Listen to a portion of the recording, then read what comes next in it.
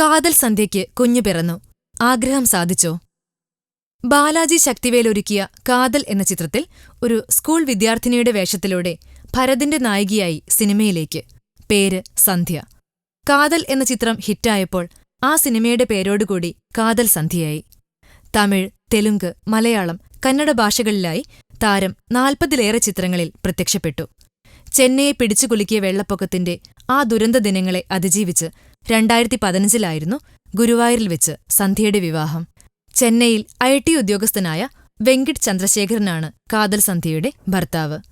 കാതൽ സന്ധ്യയ്ക്കൊരു മോഹമുണ്ടായിരുന്നു. തന്റെ കുഞ്ഞിനെ സെപ്റ്റംബർ 28-ന് തന്നെ പ്രസവിക്കണമെന്ന്.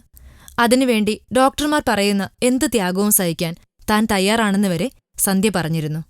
ഭർത്താവിനും ഈ കാര്യത്തിൽ എതിർപ്പില്ലായിരുന്നു. സെപ്റ്റംബർ 28-ന്റെ പ്രത്യേകത, കാതൽ സന്ധ്യയും ഈ ദിവസമാണ് ജനിച്ചത്. എന്തായാലും ആഗ്രഹം സഫലമായോ എന്നറിയില്ല, താരത്തിനൊരു പെൺകുഞ്ഞ് പിറന്നിട്ടുണ്ട്. കാതൽ സന്ധ്യയുടെ സുഹൃത്തും നടിയുമായ സുജ വരുണിയാണ് കുഞ്ഞിനോടൊപ്പമുള്ള സെൽഫി FBയിൽ ആഡ് ചെയ്തിരിക്കുന്നത്. ഫിലിം കോട്ട്. കൂടുതൽ സിനിമാ വിശേഷങ്ങൾക്കായി ഈ ചാനൽ സബ്സ്ക്രൈബ് ചെയ്യൂ. Film coat.